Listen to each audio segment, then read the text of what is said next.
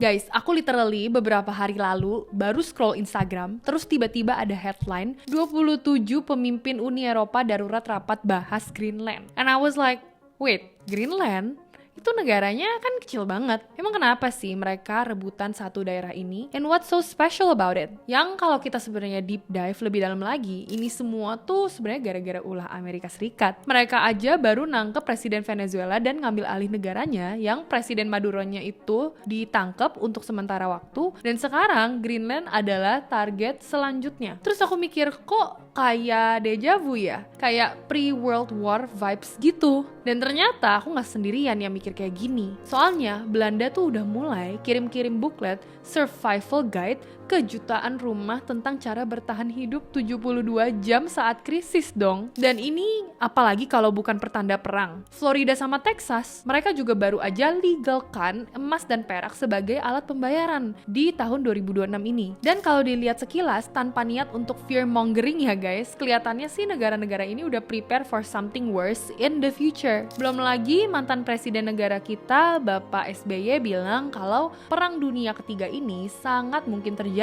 Dan yang paling gongnya, kata Pak Prabowo, kalau perang dunia ini terjadi, walaupun kita nggak ngapa-ngapain, kita juga bakal kena dampak kontaminasi alamnya selama puluhan tahun ke depan, terutama di laut kita. Karena kalau memang benar-benar terjadi perang dunia ketiga, pasti akan masuk ke nuclear war. Jadi wajar aja kalau semua orang sekarang nanya, apakah perang dunia ketiga bakal beneran terjadi? Dan honestly, pertanyaan ini tuh nggak sesimpel yes atau no. Kita perlu ngebedah datanya, lihat faktanya, and most importantly, gak cuma takut doang, tapi beneran memahami apa yang sebenarnya lagi terjadi. Sebelum kita panik, mari kita bener-bener analisa peluangnya dengan data dan opini para ahli. Because number don't lie. Nah, alasan Pak SBY bilang World War III itu sangat mungkin terjadi itu karena dia mencatat bahwa pola situasi sekarang mirip dengan zaman World War I and World War II. Apa aja sih pertandanya? Kita bisa lihat dari ciri-ciri seperti munculnya pemimpin kuat yang haus akan konflik, blok-blok militer yang saling berhadapan, dan perlombaan senjata yang sangat intens. Dan kalau kita lihat analisa lain seperti Atlantic Council yang isinya survei para ahli strategi dunia, itu bilang ada 40% pakar strategi global dalam survei mereka yang yakin akan ada perang dunia dalam 10 tahun ke depan. Bahkan dari hasil eksperimen mereka, hampir setengahnya sudah meramalkan World War III bakal go nuclear. Dan ini tuh bukan survei yang actually dijalankan oleh random people, tapi these are actual strategies and policy experts. Contohnya, Profesor Philip Zelikow bahkan lebih pesimistis. Dia memperkirakan kemungkinan 20-30% terjadinya worldwide warfare dalam 1-3 tahun ke depan. So that's literally dalam waktu yang sangat dekat. Nah, satu pertanda yang cukup concerning juga adalah karena meningkatnya ketidakpastian geopolitik, ini bikin semua wilayah negara itu anggaran militernya naik, terutama Eropa termasuk Rusia yang naik ke 17% karena perang Ukraina. Sementara US, China, Russia, Jerman, dan India menyumbang 60% dari total pengeluaran global. Nah, detail per negaranya, Rusia misalnya menghabiskan 149 miliar dolar dan ini tuh naik 38% dari tahun lalu. Jerman naik 28% dan artinya hampir setiap negara siaga penuh senjata dan pasukannya yang berlipat-lipat. Menurut laporan, ada lebih dari 100 negara yang meningkatkan perbelanjaan militer mereka. Dan ini alhasil ya mengorbankan anggaran sosial lainnya. Bukan cuma defensive posturing aja atau belanja militer biasa, tapi mereka itu sebenarnya belanja untuk persiapan World War III. Dan ketegangan ini tuh sebenarnya bukan cuma terjadi yang belakangan ini. Seperti kita lihat di berita, di luar Venezuela, ada banyak negara-negara seperti North Korea naik peringkat ke tier 1 priority di 2026. Dan resiko konflik di Laut Cina dan Taiwan tetap ada. Iran, Israel, Gaza, Ukraina, semuanya masih tier 1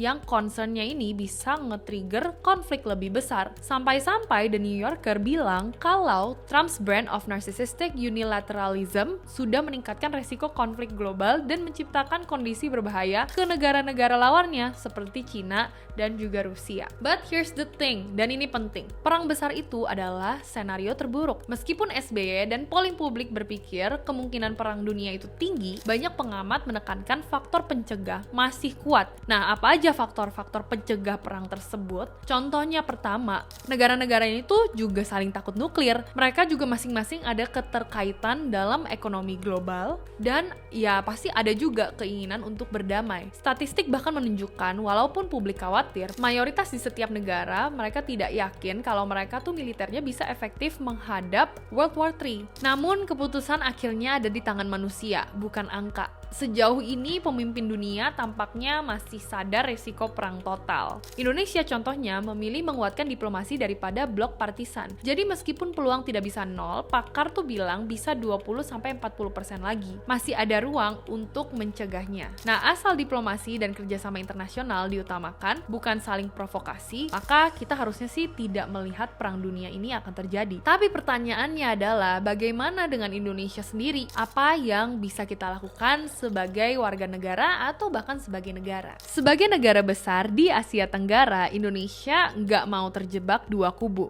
Pernyataan pengamat politik Ahmad Khoirul Umam menegaskan posisi Indonesia itu harus aktif diplomasi pencegahan perang dunia, bukan gabung di salah satu blok atau kubu. Modal kita justru reputasi sebagai negara non-blok moderat yang dipercayai oleh banyak pihak.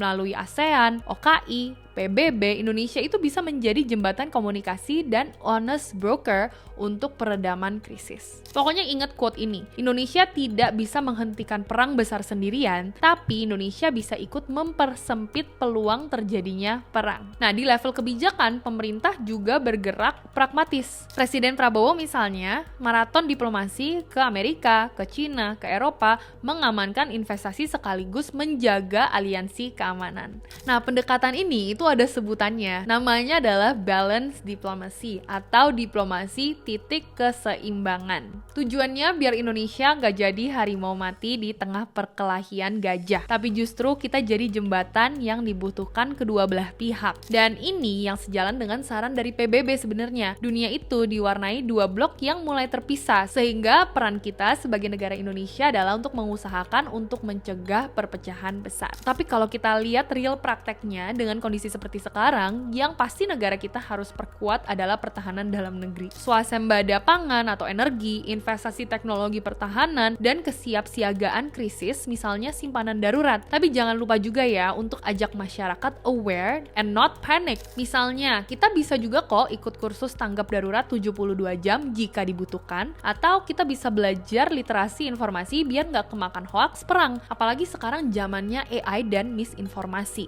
Makanya dengan MyTrade, bukan hanya kalian bisa investasi saham atau aset global dunia, kamu juga bisa belajar melalui platformnya.